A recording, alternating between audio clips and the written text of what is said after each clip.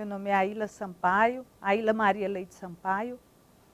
Nasci no interior do Ceará, no Cariri, numa cidadezinha próxima à Missão Velha, a Baiara, uma cidade de uns 15 mil habitantes. Hoje, na época em que eu nasci, era bem menor. E fui uma criança muito feliz até os 6 anos, criança de correr na praça, de tomar banho de riacho, mas uma criança que nunca foi de subir em árvore, muito comedida, no sentido de que sempre tive muito medo de correr riscos. Sempre tive muita vontade, mas sempre também tive muito medo, e esse medo me fazia recuar. Aos 6 anos, eu perdi o meu pai num acidente de carro, e tudo mudou, né? Tudo mudou na minha vida, porque eu fui uma menina muito, digamos assim, mimada. Tinha um irmão mais velho, eu a segunda, outro irmão. Eu sonhava em ter uma irmã, eu achava horrível não ter uma irmã. Mas quando a mamãe engravidou, meu pai morreu. Ele não chegou a conhecer minha irmã, que é a 4ª filha. E a mamãe sempre foi uma pessoa muito realista, muito pé no chão. Ela notava que eu tinha um gênio muito forte e ela cortava minhas asas. Já o meu pai não. Meu pai fazia tudo o que eu queria. Eu me lembro que havia uma boutique no Brejo Santo, que era uma cidade próxima, que se chamava Pitoquinha, que vendia umas roupas muito caras.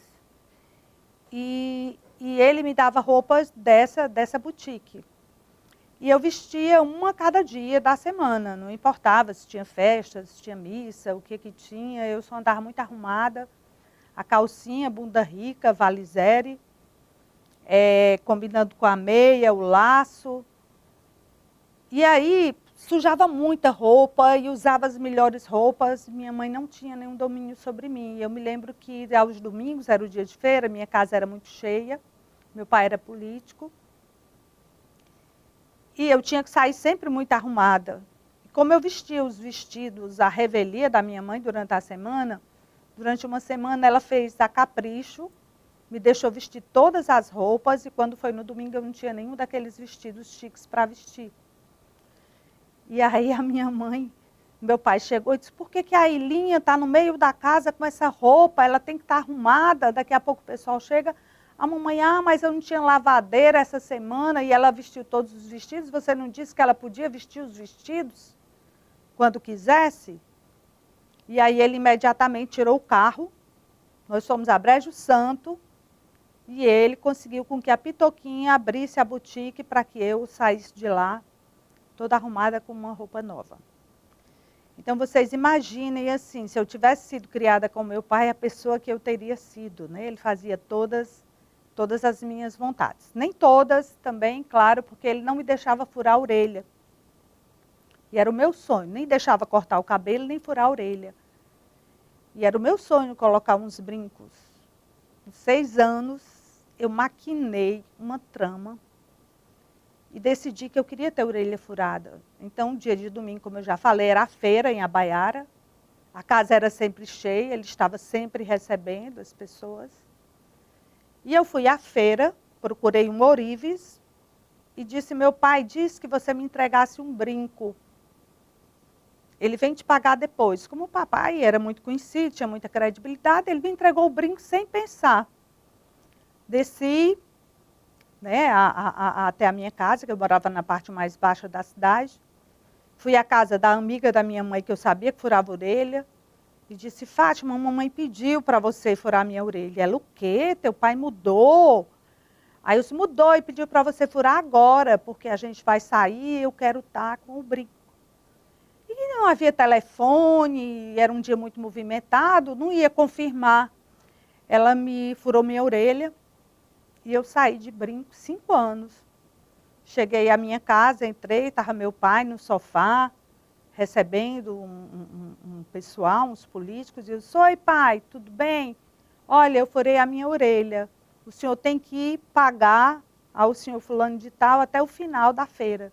E ele ficou chocado, ele não podia brigar comigo, ele não podia fazer absolutamente nada a não ser pagar o brinco. Ele ficou sem ação, né? mas também depois não brigou, pagou o brinco, ficou muito chocado, mas ficou por isso mesmo. Então eu tinha nele um aliado. E quando ele morreu, meio que eu perdi o chão, depois que nasceu a minha irmã logo em seguida, eu tinha 6 anos, e aí tudo mudou. Porque aquela casa é enorme, que tinha no mínimo 2 carros na garagem, passou a ser uma casa fechada, foi 1 ano sem abrir a porta da frente, todo mundo de preto. E houve uma mudança incrível, porque a minha mãe teve que tomar a frente dos negócios do meu pai. Meu pai trabalhava com compra e venda de algodão. Ele vendia para as usinas. Tanto ele produzia algodão nas terras, quanto ele comprava algodão da região para revender às usinas. E aí minha mãe ficou fazendo a mesma coisa, só que ela não tinha, digamos, a cancha dele. Mas ela continuou, mas nossa vida mudou significativamente.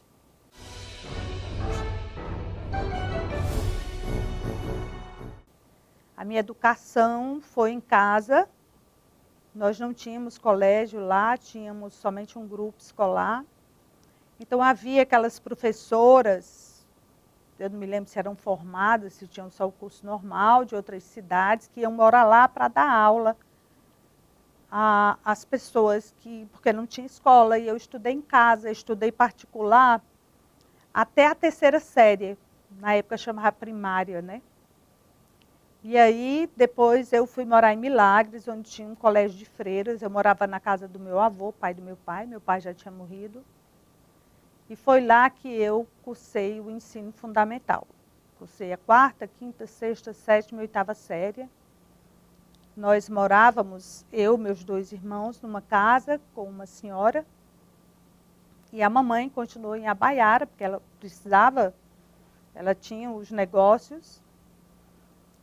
E foi assim a minha educação, estudando nesse colégio de freiras. Foi aí que despertou a minha paixão pela leitura. Eu li Dom Casmurro aos 12 anos. Aos 10 eu já tinha lido todos os poetas românticos. Na casa do meu avô havia estantes com livros. E eu lia livros que não eram para a minha idade. Na verdade, o primeiro livro que me marcou, que marcou o meu gosto pela leitura, foi os Contos de Andersen, traduzidos pelo Monteiro Lobato. Eu viajava nas histórias e me marcou profundamente, sobretudo, a história da bailarina e do soldadinho de chumbo. Em uma das viagens de férias aqui em Fortaleza, sempre, pelo menos uma vez por ano, a gente vinha para casa das minhas tias, irmãs do meu pai, ou dos tios, irmãos da minha mãe. Eu ganhei um livro de uma amiga dela, esse Contos de Andersen, foi o meu primeiro livro. E eu levei para o interior e eu não me separava dele. Eu lia da frente para trás, de trás para frente. E eu sempre tive essa necessidade da fantasia, essa necessidade da viagem, de sair da minha realidade. E aí, em Milagres, era uma cidade mais desenvolvida que Abaiara, é uma cidade mais desenvolvida. Eu estudava nesse colégio de freiras e eu tinha uma biblioteca no colégio de freiras e havia uma biblioteca pública na cidade. Eu entrei na biblioteca, foi a minha primeira visão do paraíso. Eu adorava livros e por isso eu li Dom Casmurro tão cedo. Além da estante do meu avô, tinha essas 2 bibliotecas. E aí, não apenas eu tirava livro na livraria, na biblioteca do colégio, comecei a tirar livro na biblioteca pública. Mas eu acho que eu tinha mais ou menos uns 12 anos quando tirei Inocência, do Visconde Toné, que é um livro regionalista. Quem já leu sabe que é um livro muito descritivo, é um livro muito difícil para a idade. E eu não conseguia avançar na leitura e eu só sei que esse livro sumiu da minha casa. E eu fiquei desesperada porque o que era que eu ia fazer? Eu tinha que devolver o livro, eu não podia contar para minha mãe que eu havia perdido esse livro. E começaram a chegar cartas da biblioteca me cobrando. Me cobrando. E sempre que o correio ia passar, eu ficava naquele desespero. Meu Deus, se a minha mãe pegar essa carta de cobrança, eu vou apanhar na certa. Ela era muito rígida. E nem eu ia pedir dinheiro para pagar a multa. Aí um dia chega, então, uma carta que dizia, se você não tem o livro para devolver, você pode substituí-lo por outro. E aí eu só tinha os Contos de Andersen, que era o livro que eu amava. E eu tomei essa decisão. O medo da minha mãe era tão grande, era uma educação tão baseada no medo, que eu resolvi ir à biblioteca e dar o meu livro, Os Contos de Andersen. Para isso eu percorri toda a cidade, abraçada com o livro, e o entreguei para me livrar daquela dívida. Entreguei à biblioteca pública e a partir de aí eu não passei a receber mais cobranças. Mas para mim foi o meu primeiro amor perdido, foi uma dor muito grande. Quando eu completei 14 anos, terminei a 8ª série, nessa época não existia a 9ª série, vim morar em Fortaleza. Vim morar na casa de um tio, meu irmão mais velho já estava aqui, morando na casa de outro tio. E fui estudar no Colégio Cearense.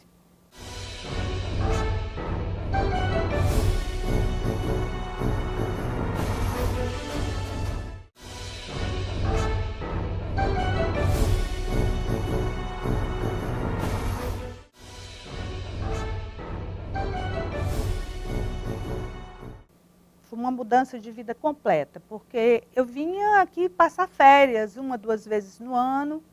Tinha uma tia que morava na praia de Iracema, eu adorava ir para a casa dela, adorava tomar banho de mar. O mar, para mim, sempre foi bastante sedutor. Mas como todo sedutor, tem um lado bom, um lado de muita luz e tem um lado de sombra, de escuridão. Então, eu fui uma frequentadora assídua da praia ali no Ideal, era lá que eu tomava banho de mar quando criança, e eu tinha aquele fascínio e eu entrava no mar com uma fome muito grande, mas eu sempre levava caixote, porque até hoje eu não sei nadar. Sempre tive muito medo d'água, né? E esse medo d'água me fez nunca... Eu entro numa piscina, eu me molho e saio imediatamente, eu entro no mar, me molho e saio imediatamente. Minha relação com o mar é muito mais de contemplação, é muito mais de escutar os sons do infinito, é muito mais uma ideia de navegar por outros mundos, é muito mais uma ideia de travessia, de conquista.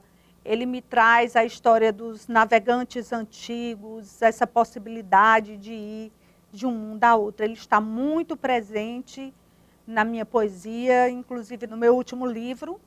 Eu falo do mar na segunda parte, o mar e as várias voltas na montanha-russa, que é a história da minha vida já aqui em Fortaleza.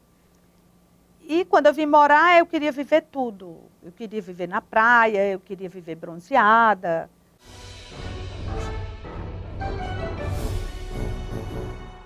Eu não era estudiosa. Estudava de cearense, meu irmão era medalha, era honrar o mérito, o mais velho do ensino do interior para cá. Eu acabei ficando reprovada no primeiro ano científico, e foi assim um fracasso muito grande. Na verdade, eu ia fazer dependência, eu ia repetir o ano, fazer a segunda série pagando as disciplinas que eu não havia conseguido cobrir, notas suficientes. Mas a minha mãe não permitiu, exigiu que eu repetisse no mesmo colégio, com os mesmos professores. Então, foi um ano de tortura.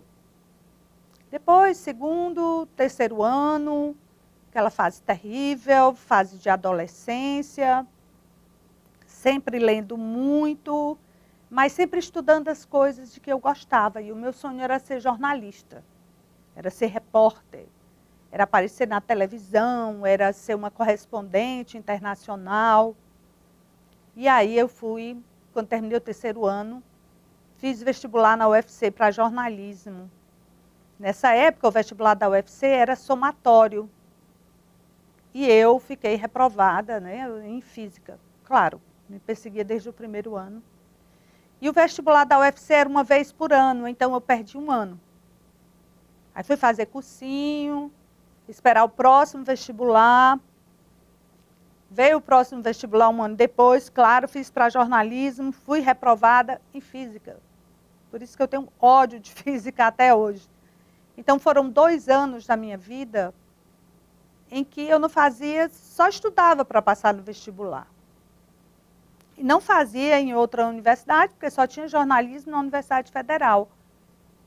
E aí no 3º ano, que eu ia ficar parada, conversando com amigos, eles disseram para mim assim, poxa, há outras coisas que você pode fazer que no jornalismo.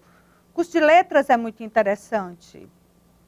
E aí eu decidi fazer letras na UES e na Federal. Perdi o comprovante de pagamento da taxa na Federal, acabei fazendo o vestibular somente na UES. E claro, passei. Passei, fui fazer letras. Eu estava estudando aquilo que eu amava estudar.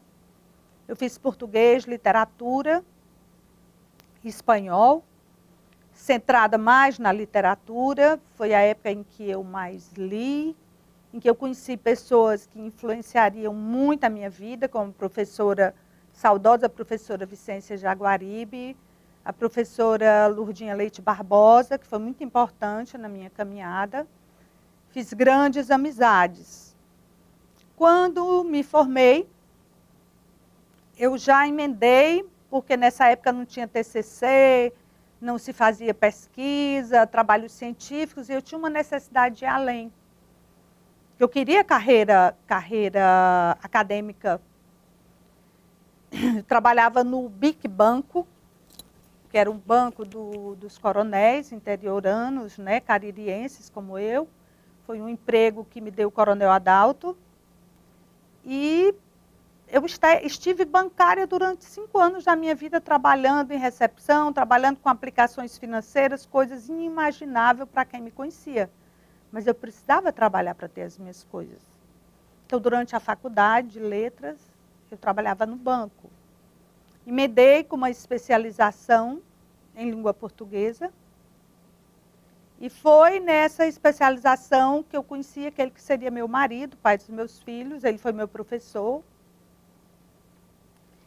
E foi meu orientador também da monografia. 21 anos mais velho do que eu, aquela paixão intelectual. Eu estudava nos livros dele, ele tinha acabado de chegar do Rio de Janeiro. Tinha feito doutorado lá. E aí, terminei a especialização. Fiz imediatamente uma seleção para o mestrado na UFC. Fiz a especialização na UES também.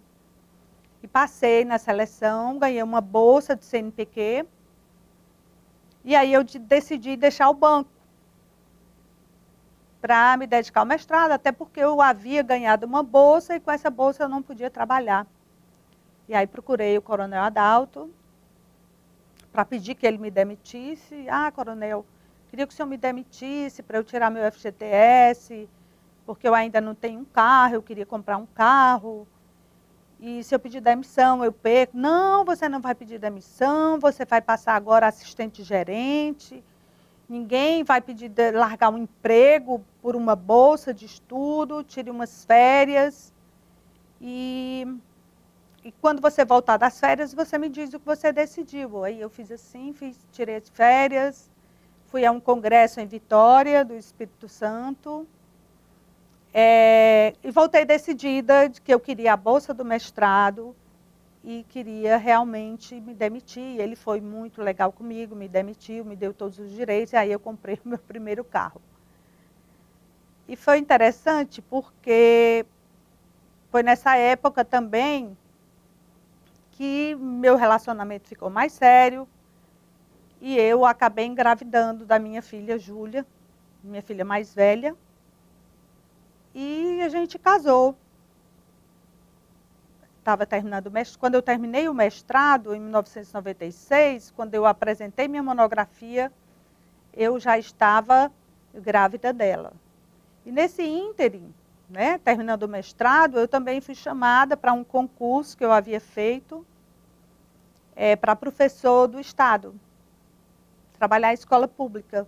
Coincidiu o término da bolsa com esse chamado, e eu fui trabalhar em 3 escolas públicas, com aquele idealismo de que ia mudar o mundo, e com aquela certeza que eu tenho até hoje, de que é pela educação que a gente consegue alguma coisa. Quem não nasce herdeiro tem que estudar.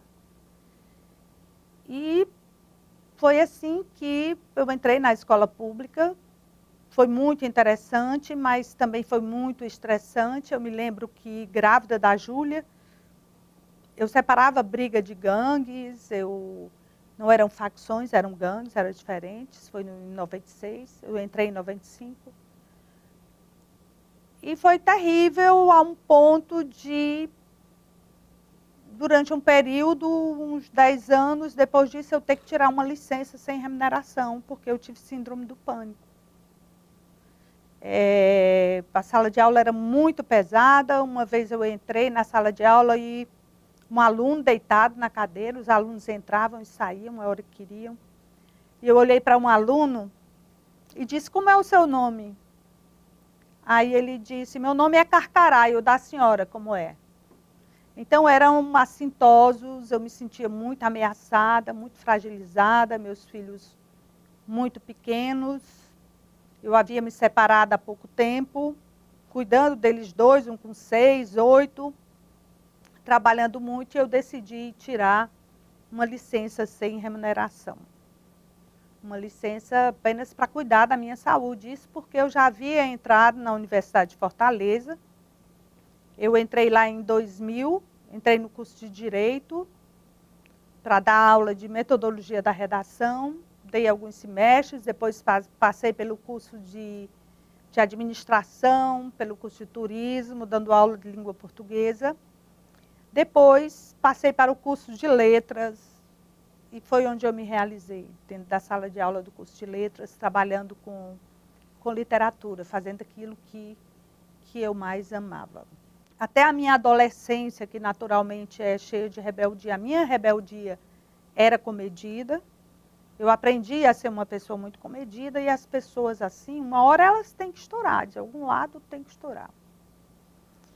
Aí do meu casamento nasceram 2 filhos, a Júlia, que é a mais velha, 1 ano e 10 meses depois o Zeca, que é o mais parecido comigo, que gosta de literatura, que se realizou fazendo jornalismo, que eu não fiz.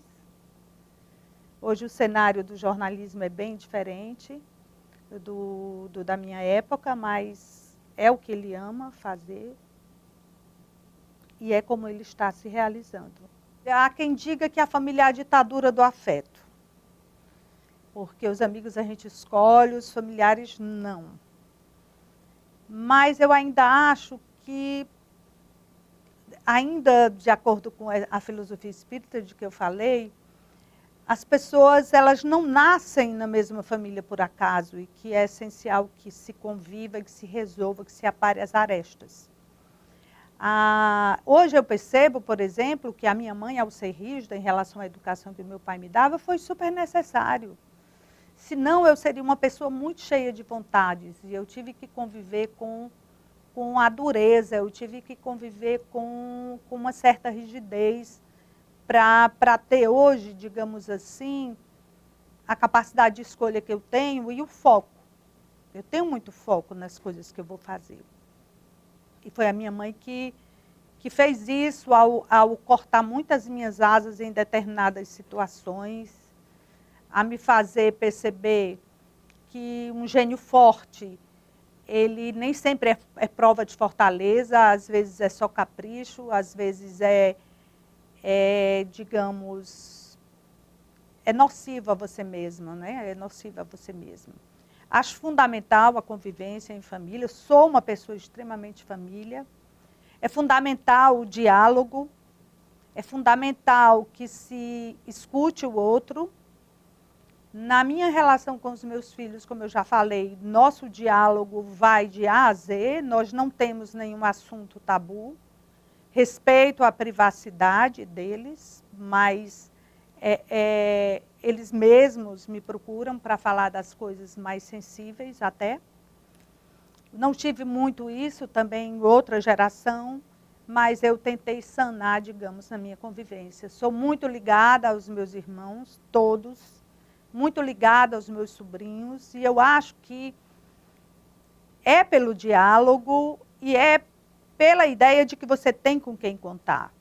Na hora em que você precisa de verdade, na hora em que o sapato aperta, em que o calo estoura, quem você tem são os seus familiares.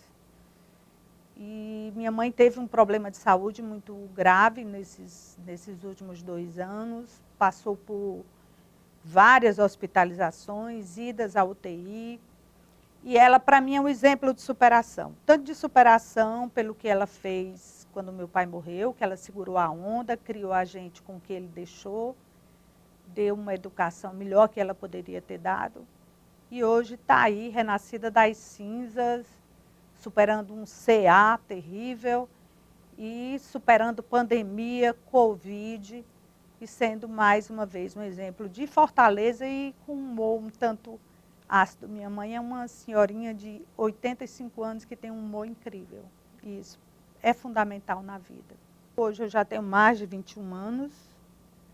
Eu fui, digamos assim, academicamente crescendo, passei a escrever muito mais na área acadêmica, artigos científicos. Surgiram as redes sociais trouxeram uma nova configuração para a vida das pessoas. Conheci, tenho grandes amigos feitos ainda na época do Orkut, depois Facebook, Instagram. Sou uma pessoa que adora redes sociais, mas que tem uma autocrítica muito grande. Tem uma autocrítica e uma crítica, porque eu acho que é inevitável e não tem como se viver mais sem isso. A internet é fundamental, mas o uso que se faz dela é muito complicado, sobretudo para essas novas gerações que não olham mais no olho, que não escrevem a lápis, que não escrevem a caneta, e que são pessoas, assim, a maioria sem referenciais. Outro formato, são totalmente diferentes.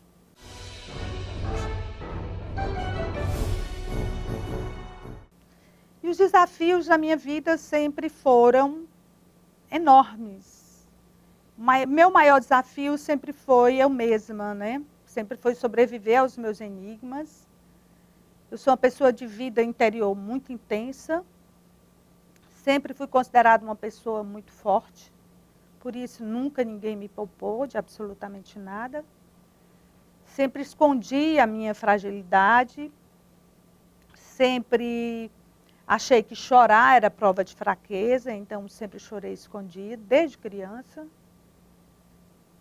E isso, com o tempo e com a chegada da maturidade, foi que eu fui fazendo uma reconfiguração. Inclusive, essa reconfiguração passa pela expressão dos meus sentimentos. Hoje, se eu amo uma pessoa, eu digo que eu amo. Se eu não gosto de uma pessoa, eu não me obrigo a conviver com ela. Porque, como eu falei, eu só vivi 6 anos em companhia do meu pai, eu nunca disse que o amava. Pelo contrário, eu me rebelava, eu era rebelde, embora o amasse mais qualquer coisa, e ele queria meu carinho e eu negava, porque eu era aquela pessoa difícil. Então, criei meus filhos também com essa ideia de que eu não sou infalível. Converso sobre absolutamente tudo com eles, inclusive sobre as minhas fraquezas. Esse diálogo faz com que eles me compreendam, com que eu os compreenda. E continuo mantendo essa casca de pessoa forte, mas me permitindo meus instantes de fragilidade.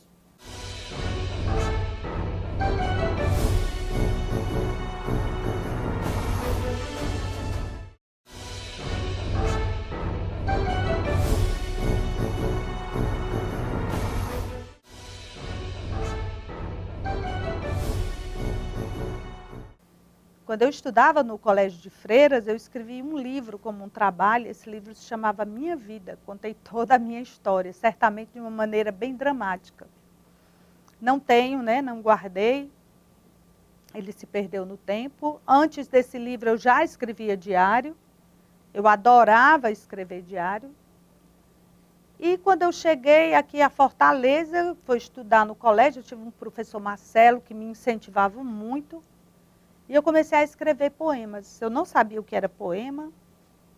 Tinha lido todos os poetas românticos, mas nunca tinha tido uma aula para diferenciar prosa de poesia. E aí, quando eu descobri que o que eu escrevia era poesia, eu fiquei fascinada. E foi já aqui que eu conheci Carlos Drummond de Andrade, a poesia dele, a poesia de Cecília Meirelles, sempre muito influenciada pelas leituras do meu irmão mais velho, e que passei a escrever com mais consciência, né? com mais técnica, entendendo mais as potencialidades expressivas das palavras, usando-as com mais técnica. Em 1987, eu lancei o meu primeiro livro, se chama Desesperadamente Nua. É um livro de poemas. Em 1991, lancei o segundo, que se chama Amálgama. E depois eu dei uma pausa bem grande. Meu novo livro de poemas só apareceu em 2012, De Olhos Entreabertos. Continuei escrevendo. Tinha blog na internet, ainda tem, um blog se chama também De Olhos Entreabertos, mas quando você começa a ler e a estudar muito, já numa perspectiva mais acadêmica, o seu senso de autocrítica fica muito aguçado, e eu achava que o que eu escrevia não era para ser publicado. Nesse intervalo, publiquei o livro Os Fantásticos Mistérios de Lígia. Lígia Fagundes Telles é, para mim, uma das melhores contistas do Brasil. Ela me influenciou bastante.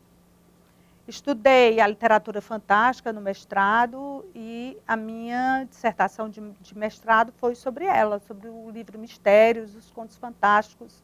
Trabalhei com a teoria dos gêneros. Terminei em 1996, como eu disse, grávida da minha filha, minha primeira filha. E lancei esse livro, dei uma repaginada, tirei o ranço acadêmico e lancei esse livro em 2009. Aí veio De Olhos Entreabertos, depois em 2015 lancei um livro infantil, foi uma encomenda, na verdade, uma editora. E em 2019 preparei um livro Literatura no Ceará. Gosto muito da literatura produzida aqui, não gosto de usar o termo literatura cearense, porque eu acho que a nossa literatura brasileira, nossa literatura produzida no Ceará é literatura brasileira. E parti de onde o professor Sânzio de Azevedo parou no seu livro, fiz um resumo até o Grupo Clã, desde os oiteiros até o Grupo Clã, e focalizei mais nos escritores atuais, focalizei mais nos saraus, nos movimentos. Há quem diga que a nossa literatura está parada, ela está efervescente, é um outro momento. E, por último, em 2020, eu publiquei um livro que eu não lancei, porque ele saiu da gráfica em plena pandemia, que é o livro A Carne do Tempo. É um livro autobiográfico, é um poema narrativo, que traz, digamos assim, o resumo de tudo que eu vivi de uma forma poética.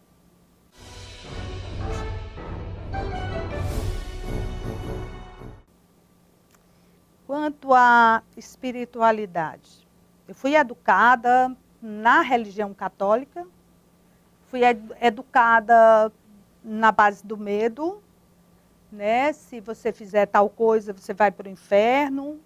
Fui educada para sentir culpa, sempre questionei muito isso. Aos domingos eu era obrigada a ir à missa, minha mãe fazia tudo isso, evidentemente achando que estava fazendo melhor. E eu, como eu disse, eu tinha um cabelo muito grande quando eu era criança, e se eu não penteasse esse cabelo, eu ia de mantilha, se não desalinhasse o cabelo, mas eu tinha que ir à missa todos os domingos. E aí, já aqui em Fortaleza, certa vez eu fui a uma missa com ela, e o padre estava falando no sermão coisas absurdas sobre a dependência da mulher, que a mulher nasceu da costela do Adão, que tinha que ser subserviente. Mãe, eu não vou poder falar nada. Não, minha filha, pelo amor de Deus. Então, eu senti ali dentro da igreja um mal-estar tremendo de o padre dizer tudo aquilo e eu não ter como me rebelar. Então, eu raramente vou à missa, eu não gosto, com raras exceções, né, de padres nem de freiras, acho a maioria muito hipócrita. Como disse, estudei em colégio de freiras, pude ver isso, mas isso não mexeu com a minha espiritualidade. Eu acredito em Deus, eu acredito numa força superior que nos move. Tenho muita leitura sobre a doutrina espírita. Ela é a que me faz mais compreender essas diferenças gritantes que eu vejo no mundo, essas diferenças abissais, tanto diferenças sociais como diferenças de personalidade, de tudo. E eu professo a minha fé fazendo bem ao outro, meditando, não desejando mal a absolutamente ninguém. Não sou nenhum exemplo de erro muito. Faço questão de reparar quando tomo consciência.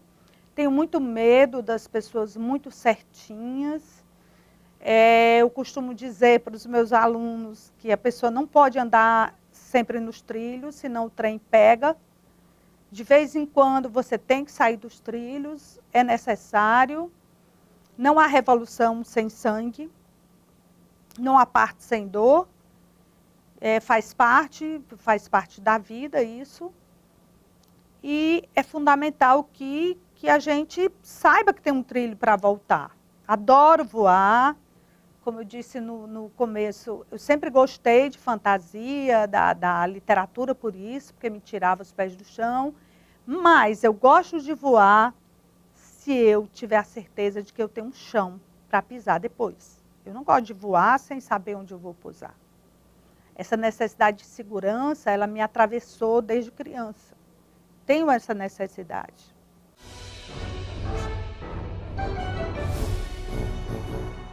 A personagem da literatura que mais me marcou foi Capitu. Capitu com seus olhos de ressaca. Capitu que era mais mulher do que Bentinho era homem, digamos assim, no sentido de que Bentinho era um menino e a Capitu já era uma mulher com aqueles olhos de cigana oblíqua.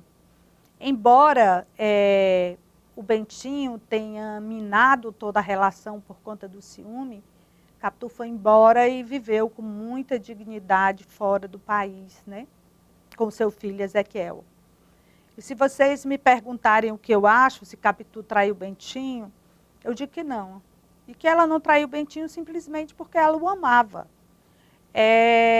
Na verdade, o Bentinho que era um doente, era um ciumento, e o ciumento ele cria as realidades e acredita nelas, né? Outra personagem que me marcou bastante foi a Madame Bovary, do livro Madame Bovary, do Flaubert, do realismo francês. Ela é uma mulher aparentemente fútil, mas ela tem coragem de dar vazão aos seus desejos, coisas que uma mulher na época não tinha a menor possibilidade de nem pensar. É a primeira mulher entediada da literatura, é a primeira mulher que vai romper com todo um sistema, digamos assim, um sistema patriarcal, e que dá vazão aos seus desejos e que paga um preço muito alto por isso. Depois, hoje, na literatura contemporânea, eu me apego muito às narrativas de fluxo de consciência. Então, eu me apego muito, por exemplo, às personagens da Clarice Lispector, que são pessoas que têm muito a dizer. São personagens, muitas vezes, sem nome, mas que dão uma capa para você, o leitor, sobretudo o leitor sensível, né, de se colocar no lugar. Os livros da literatura que me marcaram bastante, além dos livros do Machado de Assis, todos os romances, eu ainda considero o Machado de Assis o maior escritor brasileiro. Depois de Machado de Assis, que eu considero maior, é o Graciliano Ramos. A narrativa do Graciliano Ramos é uma narrativa enxuta, que você não precisa tirar nem pôr uma palavra sequer. Gosto muito do livro Vidas Secas, mas São Bernardo, é a história da Madalena, que me comove, que é uma narrativa psicológica, uma narrativa em primeira pessoa, é uma narrativa do Paulo Honório, é um homem que toma a palavra para falar do que viveu. E, depois do Graciliano, fazendo essa costura dos grandes escritores, eu cito Milton Atum, que é um escritor contemporâneo, cuja produção literária realmente tem um forte impacto sobre mim. Sobretudo, seu livro Dois Irmãos, foi o livro de estreia, que traz a história de irmãos gêmeos, traz temas assim, muito, muito fortes na contemporaneidade, como o incesto, como a rivalidade entre irmãos gêmeos, a traição, a busca da descoberta da paternidade. Considero na poesia assim, que tenha me marcado muito e que eu acho que são livros imprescindíveis para se ter em casa, os livros de poemas do Carlos Drummond de Andrade, Cecília Meirelles, o livro Cânticos, que é um livro curtinho da Cecília Meirelles, digamos assim, é quase são pílulas diárias a leitura. Hilda Ist, que foi uma mulher muito à frente do seu tempo. A poesia da Hilda Ist me atravessa. Adélia Prado, que já é uma poesia de uma simplicidade estética maior, mas que é de uma grandeza e de um feminino curado, sem essa necessidade de, digamos assim, de pedidos, mas só de colocação de um feminino lúcido, de um feminino cru, de um feminino bem resolvido. Nós precisamos ter mais bibliotecas públicas, nós precisamos ter mais projetos de leitura, nós precisamos ter acesso aos clássicos, mas nós precisamos muito ter acesso à necessidade de leitura. Eu sempre fazia críticas a essas sagas que são publicadas, como Harry Potter, como Eclipse, Crepúsculo, Crônicas de Nárnia, Game of Thrones. Mas depois que eu comecei a conversar com o pessoal da geração desses livros, eu percebi que eles foram essenciais na formação da leitura. Assim como Capitu foi a minha formação lá atrás, a formação dos meus filhos, por exemplo, foi Harry Potter. E foi por meio desses livros que eles despertaram para ler os clássicos, como O Velho e o Mar, do Hemingway, que é um livro que precisa ser lido. Eu achei incrível, porque eu estava vendo um capítulo de Pantanal e que a personagem Juma lê esse livro, que é importantíssima, a novela está falando sobre isso, ela lê O Velho e o Mar, ela fala sobre toda aquela resistência do velho para tirar o peixe de dentro do mar. Quer dizer, uma personagem que não tem estudo, que nunca foi a uma escola, mas que tem uma iniciação pela leitura por meio do parceiro. As bibliotecas públicas precisam de livros que cheguem aos jovens. Os clássicos são importantes, mas deles devem vir num momento em que a leitura já esteja mais sedimentada. A literatura de aventura, as fanfics, dos sanas, daqueles festivais orientais, os mangás são muito importantes. porque a gente tem, como diz a música do Milton Nascimento, o povo tem que ir aonde o povo está. Tem que ser oferecido um banquete de livros, mas tem que ser oferecido um manjar que vá, digamos assim, ao encontro do apetite que essa juventude tem. Evidentemente, eu não acredito numa formação sem leitura de Dostoiévski, são livros fundamentais para uma biblioteca, sem livros do Machado de Assis, sem livros do Saramago, eu adoro, mas eu não acredito que seja uma leitura para o início dessa formação. Eu acho que deve-se começar com esses livros mais básicos, como eu falei, essas sagas atuais, e depois fazer uma introdução. Quem não lê o Crime e Castigo tem uma deficiência muito grande na sua formação, com toda certeza. É isso que eu penso, Norton. Eu já defendi muito a presença dos clássicos, mas hoje eu não defendo mais, eu defendo já num outro nível.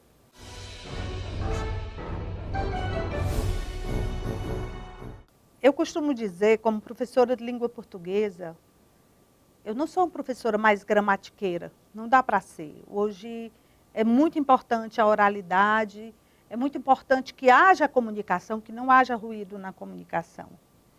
Mas eu costumo dizer que é importante a gente ter os fundamentos da língua até para errá-la. Eu aprendi sintaxe não para vomitar regras, mas para escrever com mais tranquilidade. Quem não sabe sintaxe não sabe virgular. Quem não sabe sintaxe separa um sujeito de um predicado, separa um verbo de um complemento. E isso se dá em todas as instâncias. A gente acaba caindo no clássico, até na moda. A gente sai do assimétrico para o simétrico. A gente sai de uma literatura menos, digamos assim, com um trabalho estético menor para uma literatura que se ajuste a todos os gostos. É importantíssimo, além de ler, é escrever, né? E só escreve bem, só escreve com facilidade quem tem repertório. O grande problema desse branco que se dá, da falta de convivência com a escrita, é a falta de repertório. Se alguém te der um tema para escrever e tu não souberes sobre ele, tu não vai escrever, por mais que você tenha domínio da gramática. Então é fundamental leitura, leitura não apenas de livros, leituras de jornais, leituras de blogs sérios, que tenha fontes, informação. E a informação, ela acontece em todas as instâncias, assistindo a uma televisão, assistindo a um filme, conversando com amigos. Para mim, o grande segredo da escrita é a prática, evidentemente, é escrever constantemente e ter repertório, ter bagagem, ter um acervo. E esse acervo está no meu conhecimento de mundo. Sem conhecimento de mundo, fica difícil.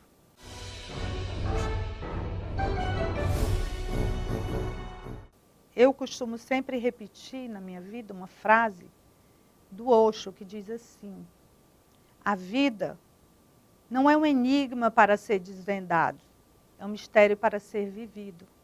Então a gente se pergunta muito, a gente se questiona muito, e às vezes a gente esquece o essencial, que é viver. É viver e deixar o vento levar o que não é bom e deixar ficar aquilo que a gente quer manter perto.